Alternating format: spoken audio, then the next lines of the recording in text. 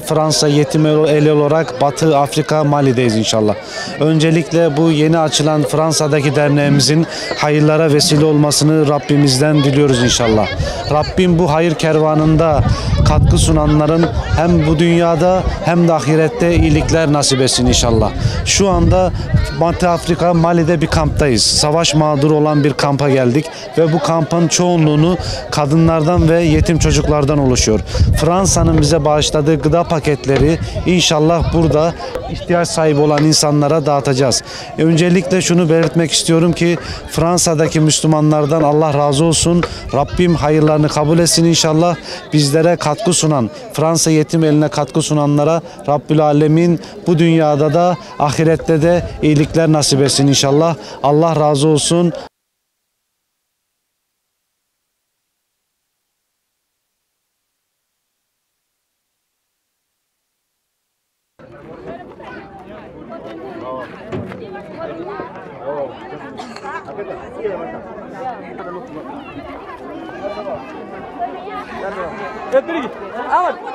Ahmad Alu.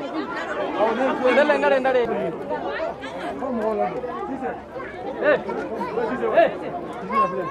Mama. Another danke donta anka. Danke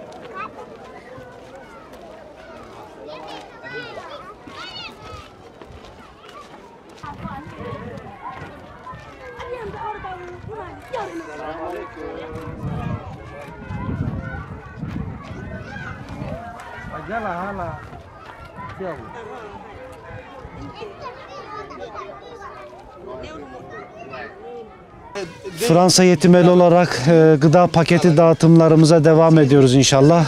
Kamptayız ve kampta çadır ziyaretlerimiz devam ediyor. Bu ablamıza bir gıda paketi getirdik. Geldiğimizde tabii ki bu manzarayla karşılaştık. Kendileri bu çadırda yaşadıklarını söylüyorlar. Bu çadırda hayatlarının devam ettiklerini söylüyorlar. Yetim çocukları var kendisinin. Ve Fransa'daki Müslümanlardan Allah razı olsun. İşte sizlerin bizlere bağışladığı yardımları biz bu çadırlara gelerek dağıtmaya devam ediyoruz. Allah sizlerden razı olsun inşallah. Allah'a emanet olun.